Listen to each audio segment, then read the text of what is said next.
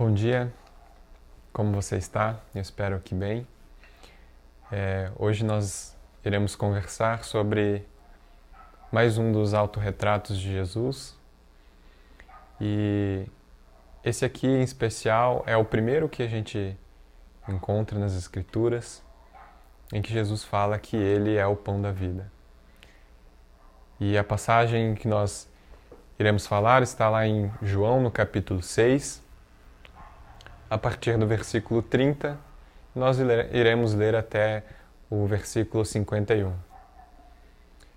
Então, para que você consiga entender bem essa aula, para que você consiga aproveitar o máximo, eu queria sugerir que você esteja com a sua Bíblia aberta durante toda a exposição, para que você possa acompanhar versículo a versículo, que nós iremos ir comentando na sequência.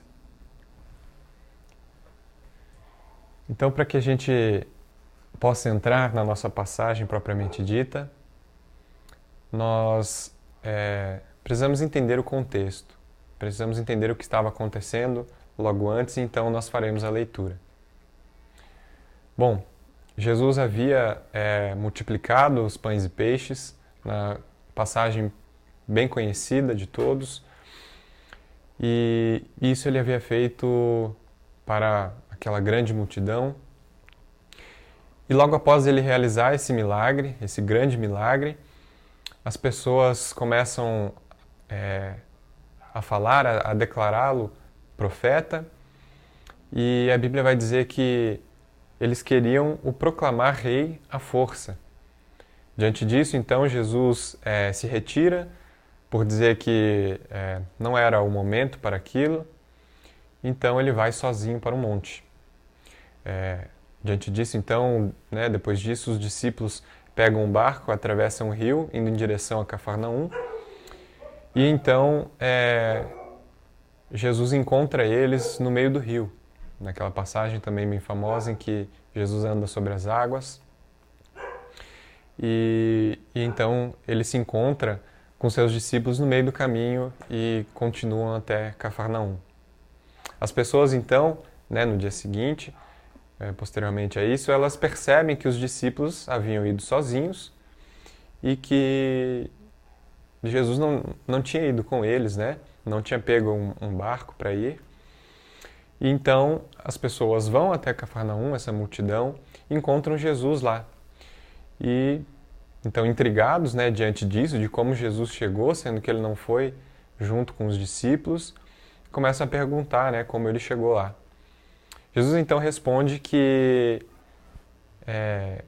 essas pessoas não estavam atrás dele por causa dos seus milagres, uma vez que esses milagres tinham o propósito de apontar para quem Jesus era, isso é, o Filho de Deus, apontar para que ele é o Messias, mas que essas pessoas estavam atrás dele simplesmente por causa dos seus estômagos, para encher as suas barrigas.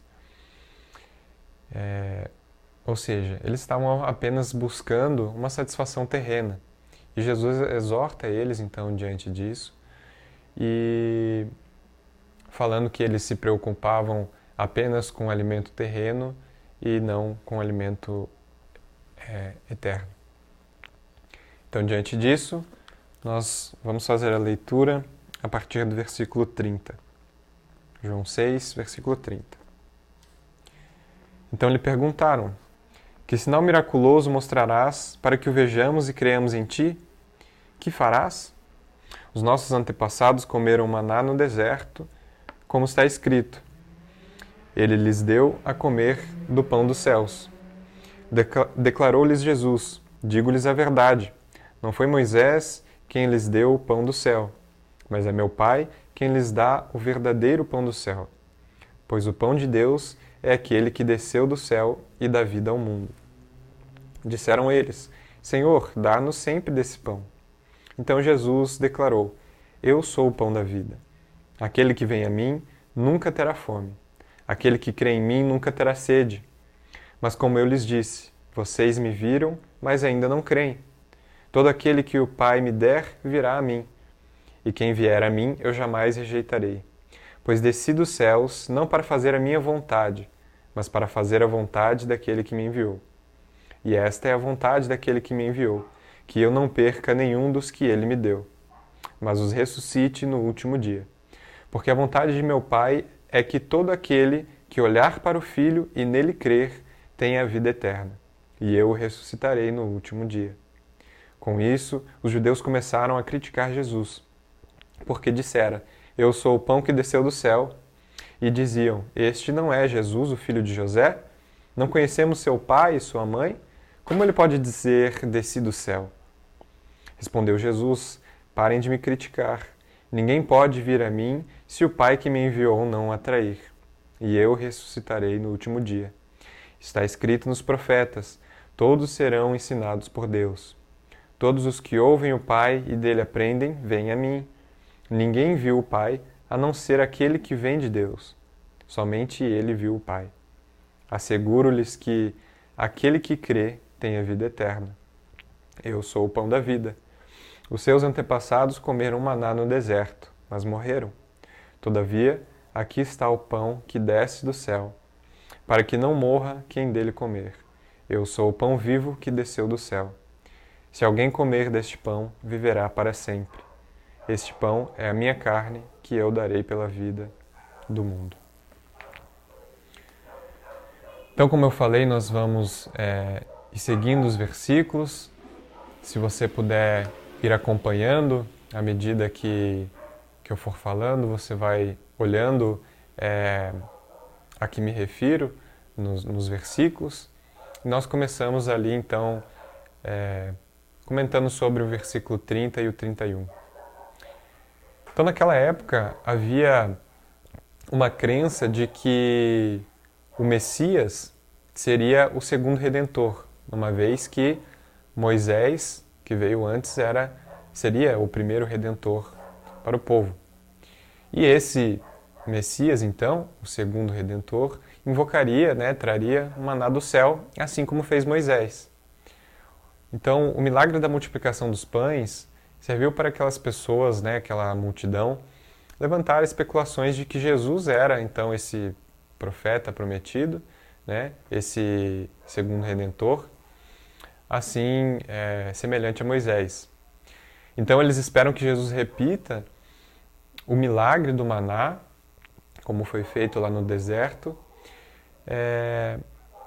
mas também eles queriam que Jesus fizesse coisas ainda mais impressionantes que Moisés. Era isso que eles esperavam de Jesus. Mas Jesus, então, ele não se dobra a essa vontade do povo, ele não se dobra a essa vontade da multidão, porque, justamente como a gente leu, eles queriam levantá-lo como um líder político, e isso a força. Mas não era o que Jesus queria, não era essa a vontade do Pai para aquele momento. Então, como diz o teólogo D.A. Carson, no seu comentário ao Evangelho de João, ele, Jesus, teria se tornado cativo dos caprichos de uma multidão exigente, caso ele tivesse aceitado ou se dobrado às expectativas do povo naquele momento. Então, ali, a partir do 32, Jesus chama a atenção para o fato de que é Deus quem dá o pão celestial. Porque o maná que Moisés deu, que fez acontecer lá no deserto, era um alimento para o corpo. E aí ele vai argumentar de que as pessoas que dele comeram, morreram. Mas o que Jesus está trazendo aqui, e está se referindo como pão, é o verdadeiro pão celestial. É o pão que não apenas traz sustento terreno, mas o sustento eterno. Ele alimenta para a vida eterna. E é interessante a figura de pão aqui, porque geralmente os judeus entendiam a Torá como o pão celestial. E então eles fazem essa associação do maná com a Torá, a lei de Moisés. Mas mesmo a Torá não é o verdadeiro pão do céu, assim como também não era o maná, porque eles simplesmente apontam, eles servem como para apontar para o verdadeiro pão, celestial, que é Jesus, como ele está argumentando aqui. Então ali, a partir do 33, ele fala do pão de Deus. Jesus reforça que quem o envia, assim como quem deu o maná aos israelitas no deserto, foi o Pai. Mas esse pão que ele está falando é diferente, porque esse pão não veio do céu visível, mas ele veio do reino de Deus. E isso também para dar vida ao mundo, porque o maná, né, o milagre do maná no deserto, sustentou o povo judeu naquele momento. Mas aqui, neste momento, o pão celestial, que é Jesus, ele é para ser entregue para dar vida ao mundo. Isto é, a todos no mundo sem distinção, não apenas os judeus, mas para todos os povos, todas as raças.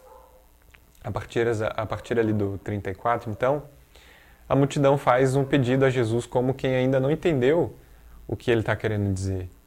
Né? Eles falam, nos dê sempre desse pão. Alguns comentaristas chegam a dizer que eles fazem esse pedido como que zombando de Jesus. Né? Como Jesus estaria se exibindo ali, eles então parece que zombam de Jesus. Porque eles ainda também não tinham entendido, estavam pensando simplesmente num pão terreno. Diante então dessa incompreensão da multidão, Jesus começa a pintar o seu autorretrato, ali no versículo 35, dizendo: Eu sou o pão da vida. Aquilo que a multidão pediu, pensando em termos terrenos, em sustento, um sustento para sempre aqui nessa terra, Jesus revela que se refere a Ele. Ele é esse pão celestial. Ele é esse pão que veio do céu. A forma, então, de se apropriar desse alimento de que Jesus está falando, ou seja, Ele mesmo, é recebê-lo pela fé. Quando nós nos alimentamos de Cristo, Ele é incorporado em nós e nós participamos dele. Jesus continua, então, removendo outro mal-entendido que a multidão tinha ficado, dizendo que esse pão não precisa ser dado continuamente. Porque uma vez que alguém vem até ele, nunca mais terá fome. Assim como aquele que é lavado por Jesus não precisa de outro banho. Jesus está dizendo que nós somos completamente satisfeitos nele.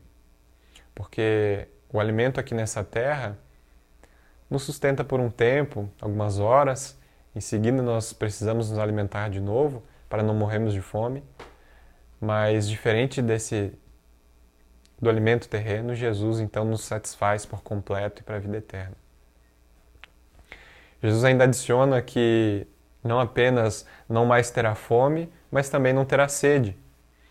E essa afirmação parece que surge ali sem propósito, uma vez que ele está falando de pão, mas nós devemos lembrar que ele está usando essa figura do pão justamente porque a temática em que ele estava falando provavelmente era o tema que eles estavam falando, o tema da leitura na sinagoga naquele dia, era sobre o maná.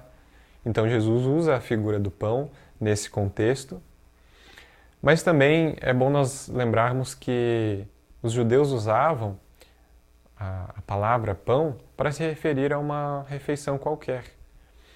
E então, né, uma refeição que nutre, né, que traz a satisfação ali. Então, sobre isso, o reformador João Calvino comenta: quem quer que recorra a Cristo para ter a vida dele, de nada terá falta, mas terá em abundância tudo quanto contribua para o sustento da vida. Então, não terá sede, ali soma com a figura do pão, né, que as pessoas então não terão mais fome, para completar essa ideia de que Jesus traz o sustento real e definitivo para todos aqueles que recebem dele. A partir do versículo 36, você pode acompanhar aí, Jesus revela então o pecado dessa multidão.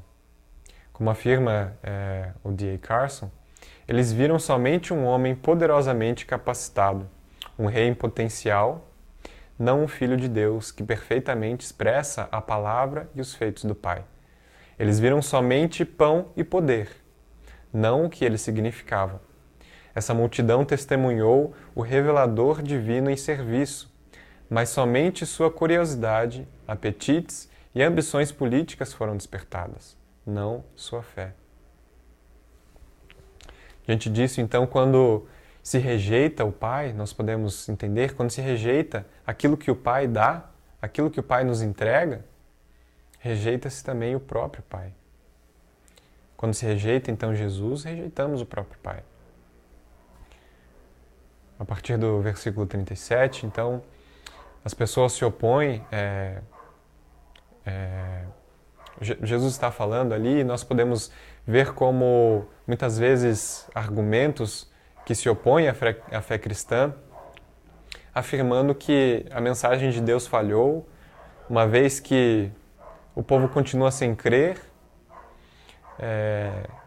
Nós podemos ver esse argumento sendo usado muitas vezes, de que, bom, se essa é a mensagem de Deus mesmo, ele deveria ter se feito mais claro, ele deveria ter falado de maneira que todos entendessem, para que não houvesse confusão nenhuma. Mas nessa passagem nós podemos ver Jesus como que respondendo a esse tipo de argumento, a essa oposição. E ele fala ali então no versículo 37, que todo que o Pai me der virá a mim. A mensagem de Deus então não falhou, mas ela alcança, pela ação do Espírito Santo, todos aqueles a quem o Pai elegeu. Em seguida, Jesus afirma, e quem vier a mim, eu jamais rejeitarei. A palavra no grego ali, para rejeitarei, é a palavra ekbalo, que dá essa ideia de lançar fora ou expulsar. Assim, aqueles que foram eleitos pelo Pai, que já foram dados ao Filho, ele dá a certeza de que maneira nenhuma serão rejeitados ou lançados fora. Isso é, esses serão preservados. Então seguimos ali a partir do 38 até o versículo 40, em que nesse trecho Jesus explica o porquê de que nenhum desses se perderá. Isso é justamente porque o propósito da encarnação de Jesus era não cumprir a sua própria vontade, mas cumprir a vontade do Pai. E ele deixa explícito que a vontade do Pai era que o Filho não perdesse nenhuma dessas pessoas a quem Deus lhe deu, a quem o Pai lhe deu. Então, nesse trecho, Jesus nos assegura que é Ele quem guarda a nossa salvação até o fim. Os cristãos foram e ainda são perseguidos em muitos países até a morte. Diante disso, então, Jesus nos tira a preocupação com o morrer, porque Ele afirma que é Ele mesmo quem nos guarda até o fim. E mesmo diante da morte, Ele responde que Ele nos ressuscitará para que nunca mais morremos, para que nunca mais viemos a morrer. Então, nesse trecho do 41 ao 42, os judeus ali, no caso a congregação de Cafarnaum, começam a criticar Jesus por aquilo que ele estava falando. E não porque ele tinha dito que ele era o pão, mas por dizer que ele veio do céu. E isso para eles era um ultraje, porque ele se colocava como semelhante a Deus. Então eles não aceitam, criticam duramente isso. Isso causa então essa revolta ali nos judeus. E então Jesus insiste, insiste em vários momentos que as pessoas não conheciam verdadeiramente o seu Pai, isso é, o Pai Celestial. E, novamente, eles conheciam a natureza humana de Jesus, a sua condição humilde, e eles estavam pensando em termos terrenos, no seu Pai terreno. Mas eles ignoravam o fato do nascimento virginal de Jesus, bem como eles desconheciam o prólogo do Evangelho de João, que é de que o Verbo se tornou carne. Então, seguindo nos versículos 43 a 44, nós vemos que o versículo 44 funciona como uma contraparte negativa com o versículo 37, em que todo aquele que o Pai me der virá a mim, e então agora no 44, e ninguém pode vir a mim se o Pai não o atrair. Ou seja, se para vir a Cristo é necessária a eleição pelo Pai, aquele que não foi eleito não virá. Isso nos mostra que a eleição não pode ser reduzida a uma graça preveniente, como a posição arminiana, em que se diz que Deus previu aqueles que creriam no Filho, e então esses foram eleitos, mas nós vemos que essa é uma atitude ativa de Deus. É Ele quem deve atrair essas pessoas para que creiam no Filho.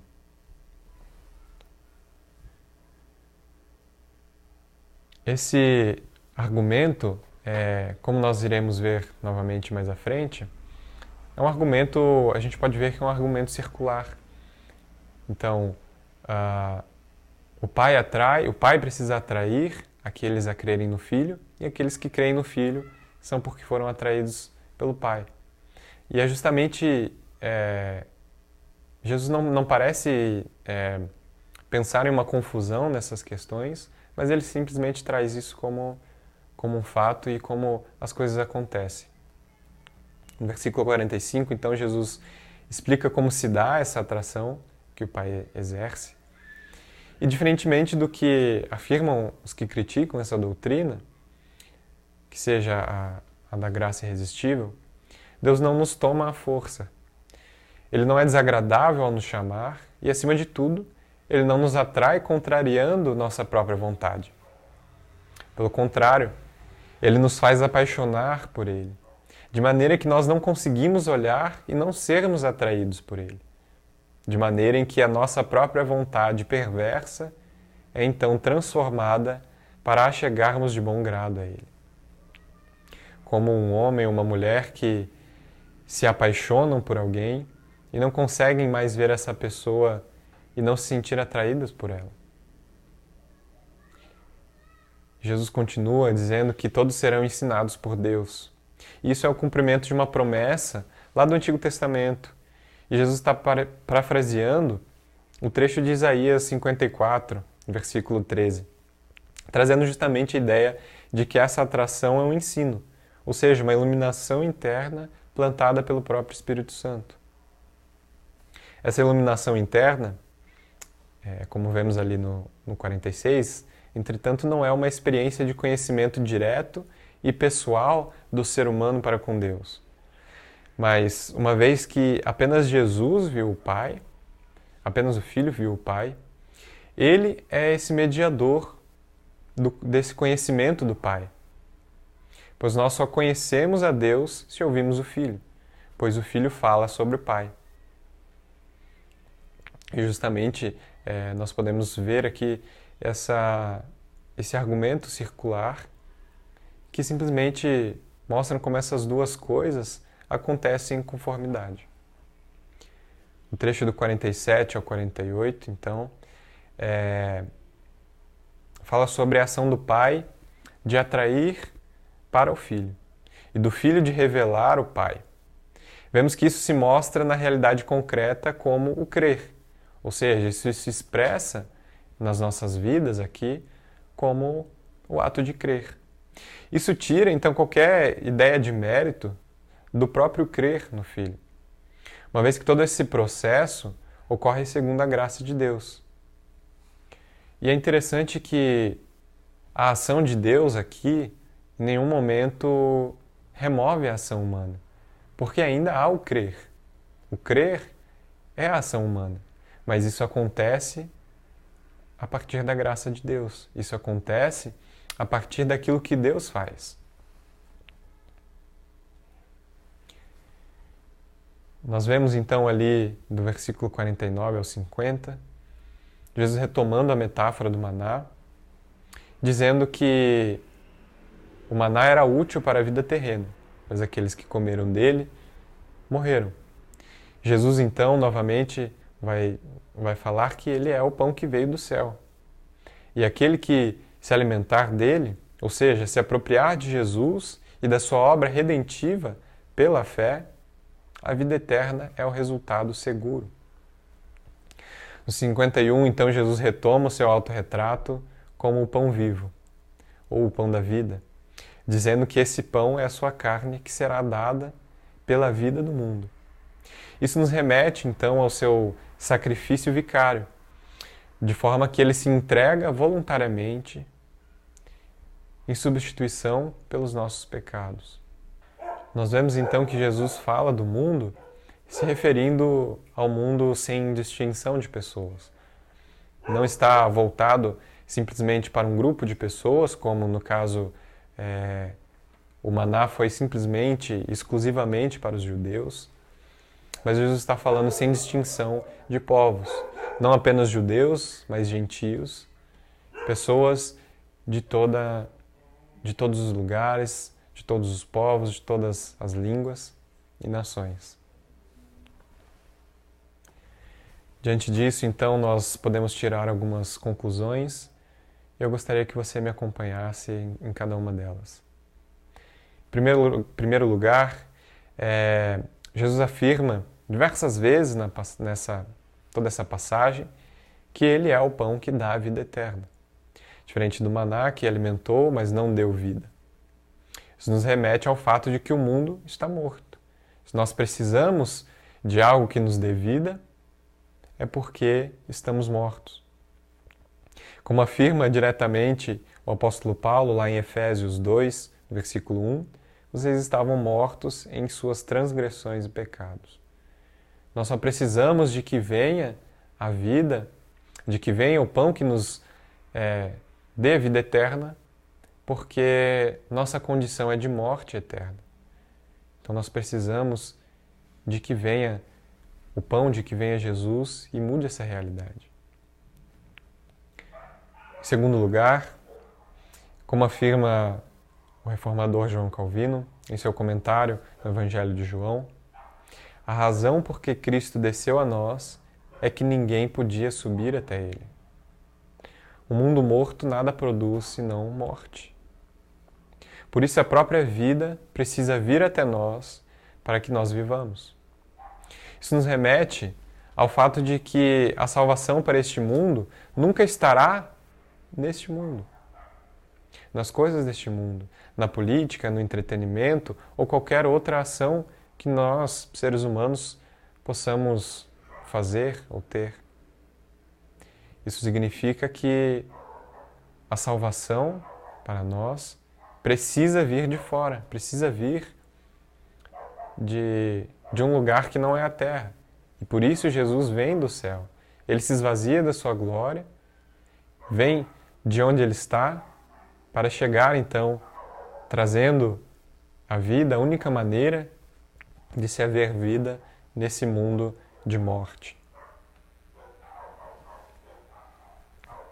Em terceiro lugar, essa passagem nos convida a crer. E acima de tudo nos dá muitas seguranças. Não seguranças nesse mundo, porque nós vemos que as pessoas buscavam justamente segurança terrena. Eles buscavam pão terreno, um alimento terreno.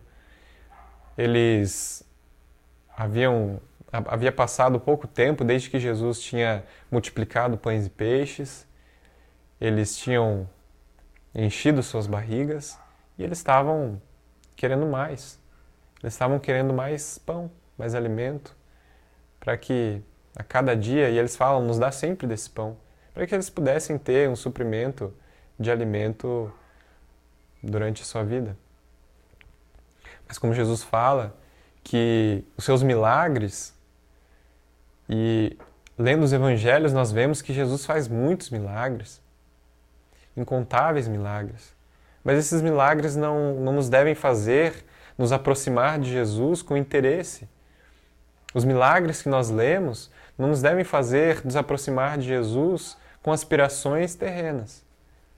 Muitos vão à igreja, muitos buscam Jesus para resolver problemas passageiros, problemas aqui da terra, que são problemas sim que nós devemos colocar em oração e pedir que Jesus nos livre, que Jesus nos ajude, mas isso é secundário. Em primeiro lugar, nós precisamos procurar a Jesus por aquilo que Ele é, o pão da vida. Nós precisamos entender que os milagres que Ele realizou apontavam para o fato de que Ele é o Messias. E crendo nele como Messias, então nós temos a vida eterna. Nós temos comunhão com Deus. E isso é o que vem em primeiro lugar.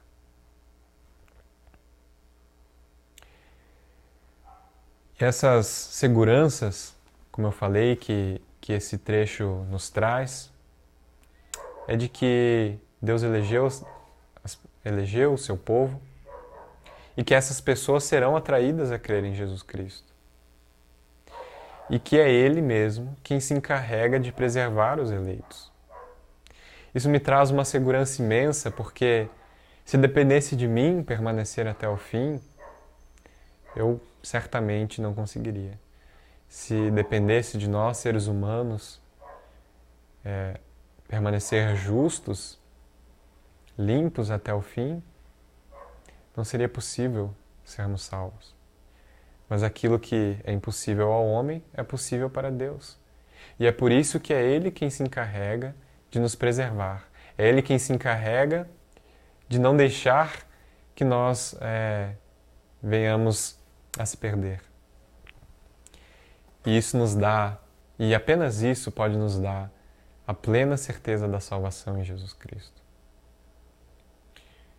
Quarto ponto que eu gostaria de destacar é que nós não podemos separar as coisas quando nós falamos da ação de Deus para a salvação. Não se trata, então, do que nós fazemos e do que Deus faz como coisas separadas. Mas a obra da salvação, ela é totalmente realizada por Deus, desde o seu início na eleição, o processo de atração a Ele, até a perseverança que vai até o fim. Isso não implica na não ação do ser humano. Isso não implica em que estamos passivos, simplesmente esperando, mas que em toda ação humana, Deus está agindo sem que nós conseguimos perceber. E nós não percebemos a sua mão soberana guiando todas essas coisas.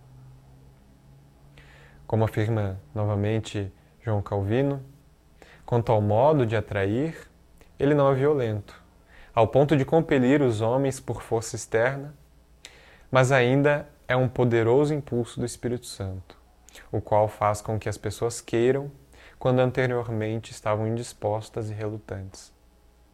Sem sermos atraídos, todos nós, toda a raça humana, está entre esses que são indispostos.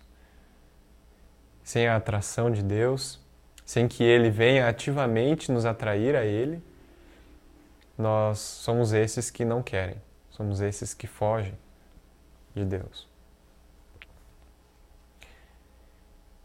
Essa passagem é muito rica e com certeza, se nos determos por mais tempo sobre ela, poderemos aprender cada vez mais. E se você continuar a leitura, nós fomos apenas até o 51, mas se você continuar a leitura até o resto do capítulo, até o fim do capítulo, há muitas coisas ainda para aprender com isso que Jesus fala, com essa declaração. Nós vemos a confirmação dessa doutrina em outras partes também, como nas cartas de Paulo. E é incrível ver como Jesus nos fala tudo isso, como Ele nos dá essa segurança. E diante disso nós podemos realmente estar tranquilos, sabendo que aquele que nos assegura de que seremos salvos, de que seremos preservados, de que seremos ressuscitados no fim, para então nunca mais morrer. Quem faz isso é o próprio Cristo. Quem nos dá essa certeza é o próprio Cristo, porque é Ele que se encarrega de todo esse processo.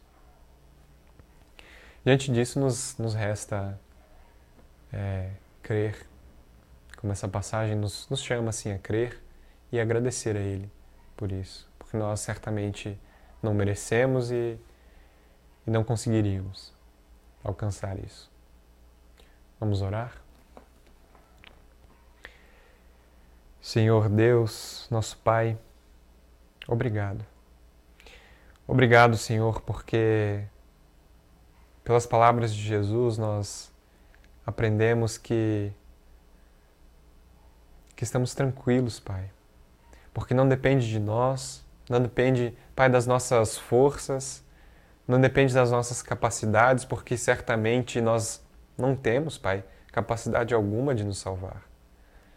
Mas ficamos tranquilos, Senhor, ficamos seguros, porque a salvação veio de fora. E a salvação veio do reino eterno, trazer a um mundo de morte a vida. Obrigado, Senhor, porque o Senhor se encarrega disso e nós temos plena confiança de que o Senhor não falha. Nós falhamos, mas o Senhor não falha. E se o Senhor nos prometeu isso, o Senhor é fiel para cumprir. O Senhor é fiel para nos fazer permanecer até o fim. Então nós agradecemos, Pai. Nós agradecemos porque o Senhor nos escolheu e o Senhor se encarrega, Pai, de fazer aquilo que é impossível para nós. Que possamos, Senhor, então, te buscar mais. Que possamos nos achegar mais a Ti, Senhor. Possamos viver sempre conscientes, Pai, de que a salvação não veio desse mundo e nunca estará, Senhor, nas coisas desse mundo. Mas a salvação veio de Ti. Nos alimenta, Senhor, para a eternidade. Em nome do Senhor Jesus que nós oramos. Amém. Deus abençoe o seu domingo.